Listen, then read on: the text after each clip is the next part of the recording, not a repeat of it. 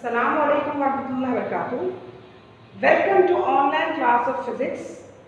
Today we are starting the new chapter, that is motion and force. This is chapter number 4, and in this chapter we are going to study that branch of physics which deals with the motion of the objects with the reference of force. Means कि हमने आपको mechanics के बारे में बताया था, जो कि ब्रांच थी फिजिक्स की, उसके दो टाइप्स बताए थे, किनेमैटिक्स और डायनामिक्स। किनेमैटिक्स के बारे में हमने चैप्टर नंबर 4 में पढ़ा था।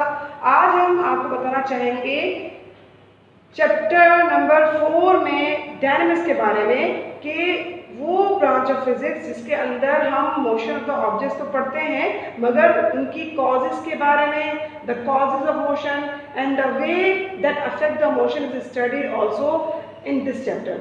हम इस चैप्टर में मोशन के अवामिल भी पढ़ेंगे और उनकी वजूहात भी पढ़ेंगे, और उससे पढ़ने वाले मोशन पर पढ़ने वाले असरात जो कि जो भी कुछ वजूहात हैं उनके बारे में भी हम इस चैप्टर में पढ़ेंगे। आपके सामने जो फर्स्ट टॉपिक हम स्टार्ट करने जा रहे हैं वो है Newton's law of motion. There are 3 Newton's law of motion, the first Newton law of motion, the second law of Newton's law of motion, and the third Newton's law of motion. Today we are just studying first law of motion. The first law of motion says every object continues its state of rest or of uniform motion in a straight line unless it is acted by an external force which changes its state of rest or of uniform motion. कोई भी body है, कोई भी object है, आपने देखा होगा कोई भी मूविंग व्हीकल है, कोई भी ऑब्जेक्ट है, एक्सवाइजेड एक किताब ही अगर आपके सामने रखी हुई हो, आपके डेस्क के सामने, वो किताब उस वक्त तक रेस्ट पोजीशन पे रहेगी जब तक आप इसको मूव नहीं करेंगे। ऐसा है कि नहीं है? कोई भी ऑब्जेक्ट जब रेस्ट पोजीशन पे है तो वो रेस्ट पोजीशन पे ही रहेगी उस वक्त तक जब तक कि आप एक्सटर्नल फोर्स लगा के उसको मूव ना करें। If you apply the force to move that book, आप उसको फोर्स अप्लाई करेंगे तो किताब एक जगह से दूसरी जगह ले जा सकते हैं। कोई मूविंग व्हीकल है, कोई भी मूविंग व्हीकल है, चलिए इसका एग्जाम्पल देखते हैं कि हम कोई गाड़ी वगैरह है, वो खड़ी हुई है, रेस्ट पोजीशन पे खड़ी हुई है, जब तक कि इसको स्टार्ट नहीं करेंगे, इसको स्टार्ट करके फोर्स नहीं लगाई जाएगी, तब तक वो मूव या हरकत नहीं करेगी। ऐसा ही है ना? तो कोई भी ऑब्जेक्ट जो रेस्ट पोजीशन में है वो उस वक्त तक रेस्ट पोजीशन पे रहेगी जब तक कि उस पर एक्सटर्नल फोर्स ना लग जाए, एक्सटर्नल फोर्स ना लग जाए। सो ये फोर्स, ये वो फोर्स है, ये वो रीजन है। फोर्स इज द रीजन, वो कॉज है, वो वजह है जो क्या कर रही है, मोशन कर रही है। अदरवाइज बॉडी रेस्ट पोजीशन पे ही रहे जब तक कि उसको हटाया ना जाए, जब तक उस पर फोर्स ना लगाई जाए। और जो बॉडी मूव कर रही है, मिसाल के तौर पे एक ट्रेन है, वो क्या स्टेशन आ जाए, डेस्टिनेशन आ जाए, मंजिल आ जाए तो क्या रुकेगी? नहीं रुकेगी ना। तो इसका मतलब है कि कोई भी बॉडी जो है वो हरकत कर रही है तो वो भी रुकेगी, वो भी अपनी पोजीशन चेंज करेगी, रेस्ट से, मोशन से वो रेस्ट पोजीशन पे जा सकती है, मगर किस तरह से? By applying an external force. वरना बॉडी मूव करती ही रहेगी, बॉडी मूव करती ही रहेगी। चलिए इसकी मिसाल ऐसे देखते हैं। आप फुटबॉल वगैरह बच्चे खेलते होंगे, कोई बॉल वगैरह से कभी खेला हो। If you want to move a football we must kick it, हमें इसको मूव करना है तो हम उसको किक करेंगे। Similarly if you want to move a heavy object, किसी भी से बॉक्स या कुछ भी, from one place to another, we have to push it और पुल इट, हमें इसको मूव करना पड़ेगा। If you push a truck at rest it will remain at rest although the force is applied on it to produce motion। एक truck है, उसको हम rest position पे जो है, और उसको रेस्ट पोजीशन पे है और उसको हम हरकत देना चाह रहे हैं, तो वो आसानी से तो हम उसको हरकत दे नहीं सकते, वो मोशन में इतनी जल्दी तो नहीं आएगा, वो रेस्ट पोजीशन पे ही रहेगा। मगर अगर आप इस पर इतनी ज़्यादा फोर्स लगाएं कि उसको हरकत देने के लिए आप उसका जो है वो यकीन तौर पर स्टार्ट की जाती होती है व्हीकल, जिस तरह से हम स्टार्ट करते हैं, उसको स्टार्ट करें, फिर उसके बाद जाके इसको हम मोशन करवाएं तो वो मोशन मतलब कि उसको हरकत दें उस ट्रक को जो कि रेस्ट पोजीशन पे, तो वो हरकत में आ सकती है। ऐसा ही है ना? तो इसका मतलब है कि कोई फोर्स क्या है? Force is an agent, force is an agent, okay? It can distort or tends to distort the shape of a body on which it is applied। force जिस पे अप्लाई होती है वो क्या कर सकती है? उसको फोर्स जो है उस बॉडी को मूव कर सकती है जबकि वो रेस्ट पोजीशन पे है। अगर वो रेस्ट पोजीशन पे है तो वो हरकत में आ सकती है बाय अप्लाइंग द फोर्स। अगर कोई बॉडी पर हम फोर्स लगाएं, जैसे कि स्पंज है, एक फॉर्म है, उसको आप क्या कर सकते हैं, उसको डिस्टॉर्ट कर सकते हैं, उसको डी शेप कर सकते हैं फोर्स अप्लाई करके। दोबारा से वो अपनी फॉर्म जो है अपनी असली शेप पे तो आ जाएगा बेशक, क्योंकि फॉर्म क्या है, एक ऐसा बॉडी है जो कि इलास्टिक बॉडी है। तो जो बॉडी जिस पर आप फोर्स अप्लाई करते हैं तो क्या हो जाती है, वो अपनी शेप चेंज भी कर सकती है, और इसके अलावा वो क्या कर सकती है, वो बॉडी जो वो हरकत में आ सकती है, या अगर हरकत में है तो वो रुक भी सकती है।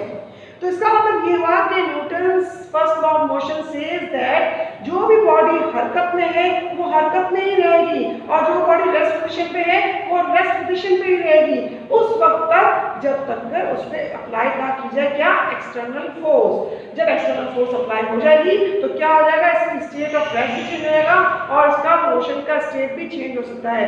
हरकत की बॉडी रुक भी सकती है और रुकी हुई बॉडी हरकत में भी आ सकती है। तो वो रीजन क्या रही, वो फोर्स।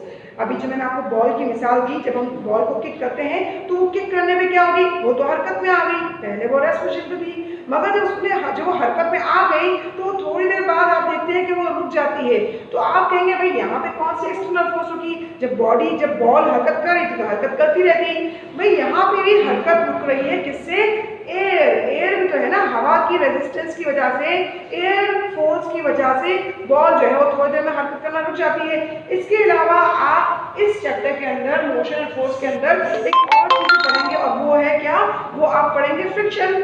तो जमीन मतलब कि जो ग्राउंड है और जो बॉल है जिसको आपने किक किया है, उन दोनों के दरमियान जो फ्रिक्शन है वो भी इसको जो है वो रोकने में, बॉल को रोकने में अमल दखल अपना बॉल को रोकने में अपना जो है अपना जो अमल अपना बॉल रोकने में जो है उसका रोल प्ले कर रही है। फ्रिक्शन भी एक ऐसी चीज़ है जो कि बॉल को रोकने में अपना रोल प्ले कर रही है, लिहाजा friction is also the force. So इसका मतलब ये हुआ कि वो बॉल जो है वो हरकत से क्यों रुक गई, क्योंकि इस पर फ्रिक्शनल फोर्स भी लग रही थी और हवा का दबाव भी होगा, हवा का प्रेशर भी होगा।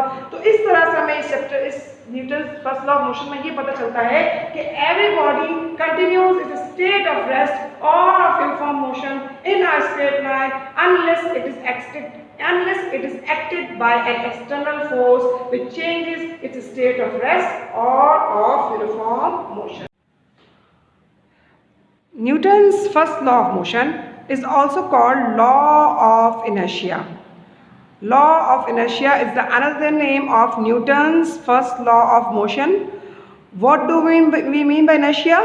Inertia is the property of matter by virtue of which an object resists a change in its state of rest or of uniform motion.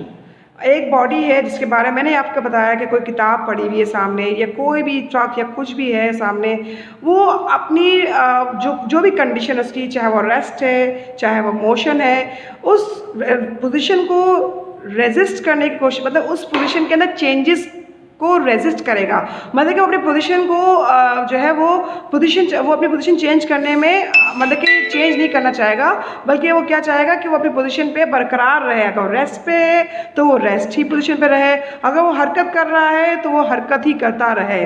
तो ऐसी प्रॉपर्टी को मैटर की तमाम मैटर्स की ऐसी प्रॉपर्टी को क्या कहते हैं, इनर्शिया कहते हैं। कि हमेशा कोई भी मैटर क्या करेगा, उसके अंदर ये क्वालिटी है, वो उसके अंदर प्रॉपर्टी है कि वो रेजिस्टेंस शो करेगा। किस में रेजिस्टेंस शो करेगा, कि वो अपनी हरकत की पोजीशन को चेंज करे या वो अपनी रेस्ट की पोजीशन को चेंज करे। घर में भी बच्चे सुस्ती करते हैं ना, अम्मियाँ आवाज़ देती रह जाती हैं भाई ये काम कर लो वो कर लो, और बच्चे जो है वो हरकत ही नहीं कर रहे होते हैं। तो क्या होता है, वो इनर्शिया की क्वालिटी, इनर्शिया की प्रॉपर्टी उनके अंदर मौजूद होती है, वो अपनी रेस्ट पोजीशन से हटना ही नहीं चाह रहे होते हैं, वो रेस्ट ही मुस्तकिल करना चाह रहे होते हैं। या फिर वो अगर किसी काम में लग जाते होते हैं तो वालदाएँ बुलाती ही रह जाती हैं, भाई आ जाओ ये काम कर लो, आ जाओ ये काम कर लो, आ जाओ खाने पे आ जाओ, ऐसा होता है ना। तो क्या होता है, बच्चा जो है वो काम कर रहा है तो वो काम करता ही रह जाता है, या अगर रेस्ट पोजीशन पे है तो वो रेस्ट पोजीशन पे ही रहना चाहता होता है। तो ऐसी प्रॉपर्टी को कहते हैं इनर्शिया। और जो हमारा स्टेटमेंट थी फर्स्ट लॉ ऑफ मोशन की, वो बिल्कुल ही लॉ ऑफ इनर्शिया के अकॉर्डिंग ही है, मतलब कि इनर्शिया के अकॉर्डिंग है, इसलिए इसको हम लॉ ऑफ इनर्शिया भी कहते हैं।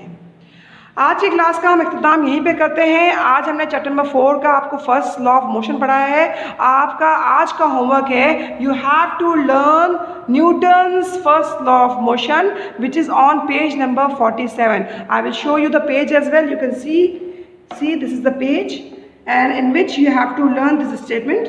This is Newton's law of motion and the first law of motion is this, Newton's first law of motion. And here you have to learn this statement: every object continues its state of rest or of uniform motion in a straight line unless it is acted upon by an external force which changes its state of rest or of uniform motion. This is on page number 47. You have to learn this statement by heart. Okay, that's all from the class today. Inshallah, we'll meet in the next class with the new lecture. Till then, Allah Hafiz.